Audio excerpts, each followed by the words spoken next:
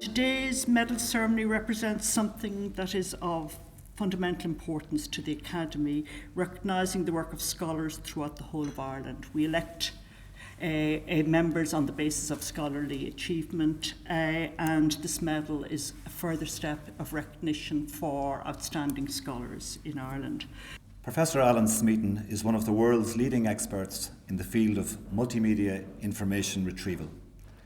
He has contributed extensively to developing the theory and practice of information retrieval in the exceptionally important domain of life logging.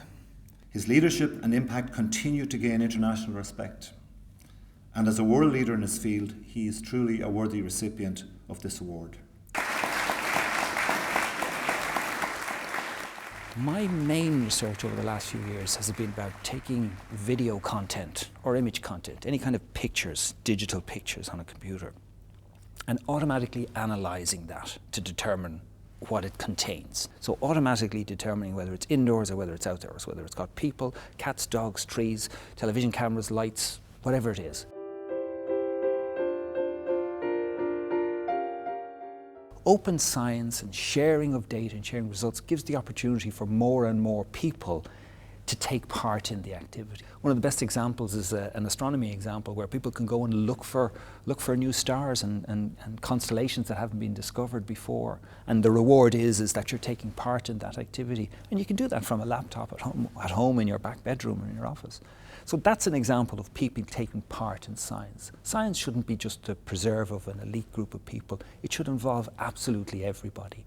And open science gives us the opportunity to do that.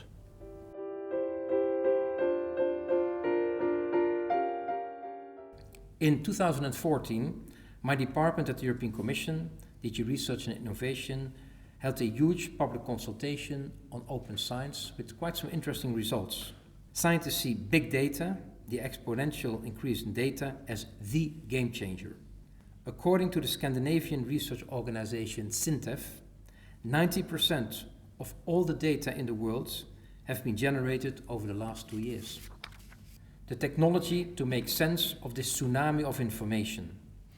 Modern software, search engines, high-performance computers, and of course the internet have opened up new worlds for scientists with our capacity and capability to store information, roughly doubling every 40 months since the 80s.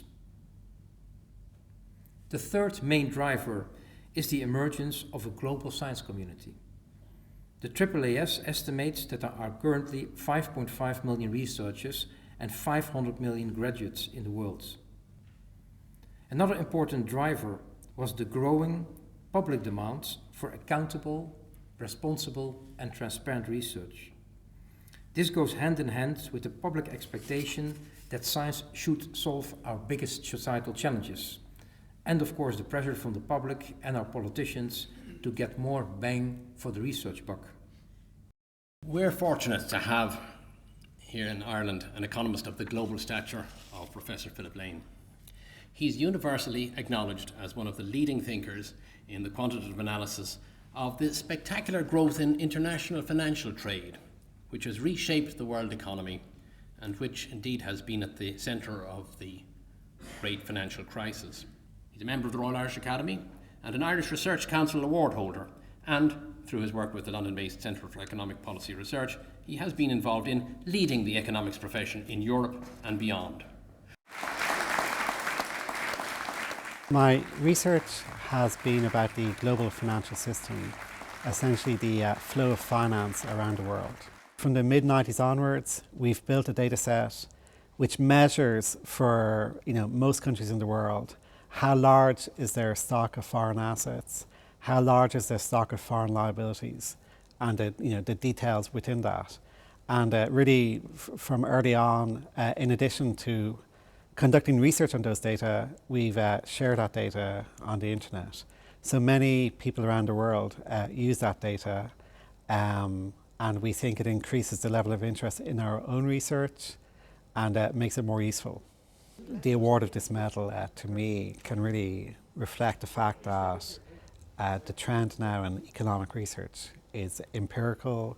It's relying on large-scale data sets, and if you like, my work, many hours of many years, basically constructing data, sourcing data from around the world in collaboration with my colleagues, really, if you like, underlies, I think, the medal I'm receiving today.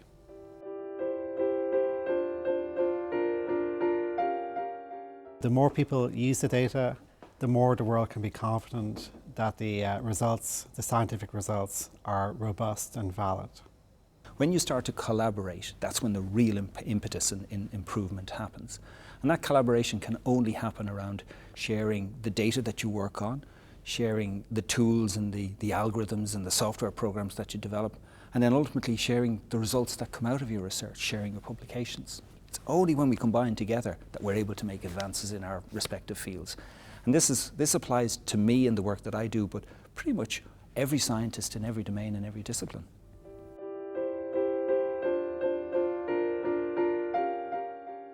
Today, a researcher's career performance is judged almost purely in terms of the number of publications in high-impact journals. We need to get away from this traditional approach and think how career rewards could also reflect other important aspects of a researcher's work, such as cooperating with industry, contributing to policy making, contribute to the local environment, publishing data sets for others, or getting citizens involved in research.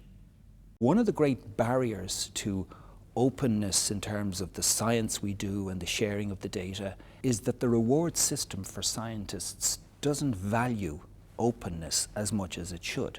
The reward system needs to value downloads of papers. It needs to value publishing data sets. It needs to value publishing your software or whatever the processes are openly. And it needs to value the sharing aspect. And it doesn't yet do that. It's gradually starting to, but we're not there yet. Not all the data we may want to look at is openly available. A lot of data is held by private corporations who don't have a strong incentive to share it. And of course, for research purposes, you may like to have the value, at least for a while, of a monopoly rights over that data. So someone may temporarily hold on to data and then release it thereafter. And of course, the faster it's released, the greater value to everyone else. So how that evolves over time in terms of what is seen as acceptable scientific practice, there's many outcomes there. Let's see how it evolves.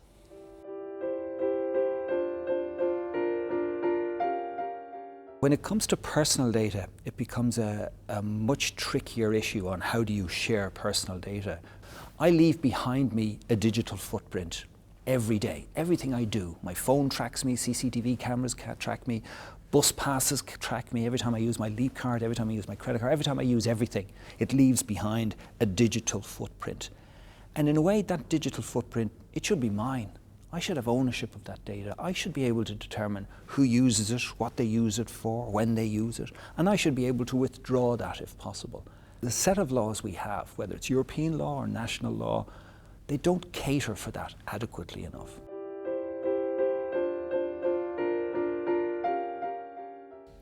We will soon present ambitious plans for the creation of a European open science cloud.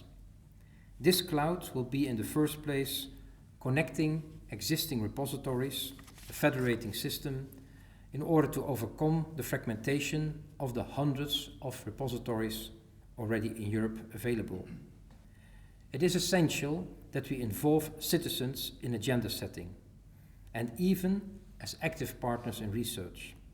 And one of the things we're doing in Insight is that we're calling for a form of a Magna Carta, a re-examination of the value of ownership of personal data, people's digital footprints in this online world in which we live.